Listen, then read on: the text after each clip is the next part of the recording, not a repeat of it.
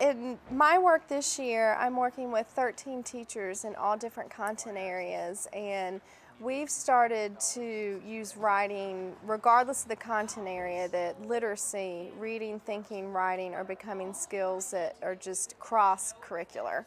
So, for example, my math teachers might have an activity where kids write a problem and then they write their written explanation, an actual verbal, sentence by sentence, how I solve the problem.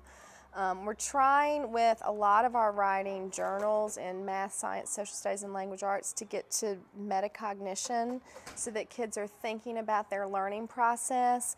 And I think that writing is the best way for students to get to that. We can talk about it as a class, we can talk about it as individuals, but it really is an individual process for them to think about and reflect upon their own thinking process. And by using a journal or something where it's stored, then they have a way to go back and track their thinking and how their thinking is changing, and that really affects instructional planning. I think we really try to vary the types of writing that kids do and encourage them to be fluent.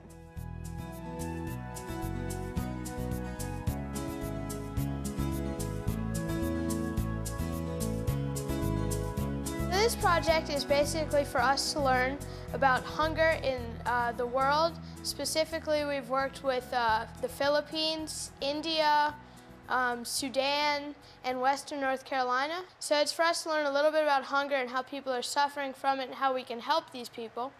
And it's a really good experience for us. And I'm wondering, off that list, how many people had the Michael Jackson trial ranked as their #1? That was the story you heard the most about. Okay, hands down. How about Terry Schiavo and removing her feeding tube? Okay, we got a couple there. I started off with a survey where they ranked news stories that they were familiar with, and they ranked them from the most familiar news story to the least familiar. And I put in there a lot of things that run 24 hours on the networks like CNN, or maybe even the evening news. Stories like the Michael Jackson story or Scott and Lacey Peterson. And of course they've all heard of these things in one way or another, and then I of course throw in the list Sudan, genocide in Sudan, and we briefly discussed that, and it's just to kind of get them thinking, wait a minute, why do I hear so much about the Michael Jackson trial and yet I don't hear about 500,000 people starving? Okay, so they are definitely struggling to feed themselves. Now, Sudan's unique as far as the reason why they're hungry, and y'all are about to read about why there's such a famine going on. During reading, I leveled what the students had. Sometimes I do that depending on the difficulty of the reading. Other times I'll do whole class reading, but more and more I find myself going to individuated reading and writing. In this case, I had an easier reading, kind of a middle reading, and then a higher end reading, and I made sure to place those out before students came in. So when they came in, I just told them, so-and-so you're in this group, so-and-so you're in this group. They didn't know whether they were in the high group or the middle group. The other thing I did was I made sure not to put kids in groups in such a way that they would figure out, oh, so-and-so's in the low group or so-and-so's in the high group. I took kids that were kind of on the cusp of, for instance, I took kids that were on the cusp of the low group that probably could handle the middle reading and put them in there. Took some kids that were in the middle group that wouldn't really be a problem if they were in the lower group. Mixed a little bit, but pretty much they were homogeneous groups so that they can read on their ability level. And I have a record of their test scores that I use for that purpose. The reading itself, managing that, I do in a couple of different ways. Sometimes what you saw in the Sudan lesson was called 3-color reading. And in that case, each student has a color, and they know when their color's called, it's their time to read. And I found in the past that that works really well because students are very aware of what their peers think. And if you drop the ball, if it's your turn to read and you don't know where you are, it's a pretty big embarrassment as a 7th grader. That's a big thing to them, is, looking competent in front of their peers. So I found that a pretty effective tool. A tree is for A tree is home for 14-year-old Nazir and 16-year-old Muhammad.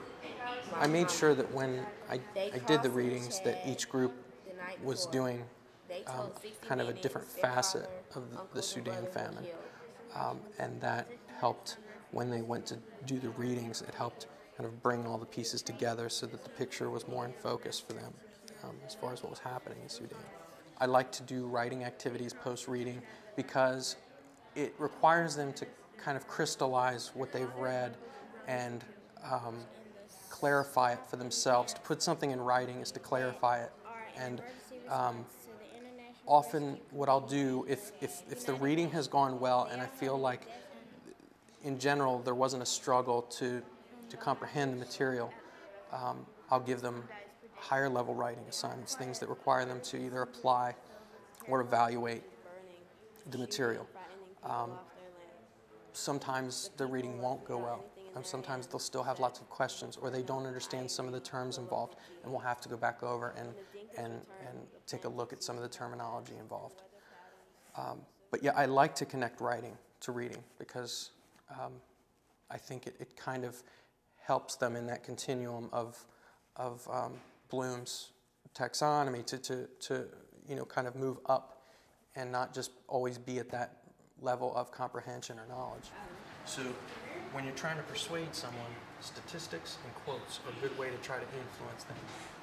And we're going to get a little bit more into persuasive writing this year, but for now, just do your best to find those quotes and those statistics in here that you think are most powerful. There were 3 prompts. The one group had a graphic organizer. That group presented material that had to do with background information on Sudan. What's their economy based on? What's the ethnic makeup, the religious makeup of the country? What's a little bit of the history? Just so they know, the class knows what part of the world we're talking about and what the context is. The second group had, the middle group had specific information about who was doing what with the genocide. And theirs was a little bit more graphic as far as the killings and the burnings of the villages and so forth. The third group had more information on the famine itself. What was it like for people who were fleeing? How long were they going without food? What did they have as far as resources or not have, as it were? And then their prompts aligned with that. The first group had a graphic organizer so that they could kind of organize economy and history. The middle group had a letter that was supposed to go to the head of the UN, Kofi Annan, and they were supposed to tell Kofi Annan who was persecuting them and why, and what he could do to help. The third group had a phone call that they've been trying to, the premise was that they've been trying to get through to a famous person, and they were trying to let this famous person know what was going on in Sudan as far as the scope of the hunger and the famine, and convince that famous person to do some sort of benefit or act in some way that would draw attention to the cause. So the writing aligned with the reading in each case, and in each case the material itself kind of filled in a different area. They read their writings, and they shared what they had written, and from there I had when a group read, after they read, I would open to questions, because groups who had a different area were wondering, oh, well, if that's what's happening. For instance, the third group had information about how hard the famine had hit and how scarce food was, and that people were eating grass, and the first group had information that said that their economy was based on agriculture. 40% of their economy is based on agriculture. So that immediately begs the question, if they have such a huge economy based on agriculture, why is it that they're starving? And it's when they kind of share what they've come up with that the questions arise. And again, that's where I think the meat of the lesson lies, is that discussion period afterwards. So here's another country where agriculture is big, but they're still starving. Okay. In other words, they're growing a lot of things, but they're still hungry. I would say that including the expectations along with the writing is very helpful, and also exposing them to different types of writing, whether it be persuasive writing, problem to solve, imaginative writing.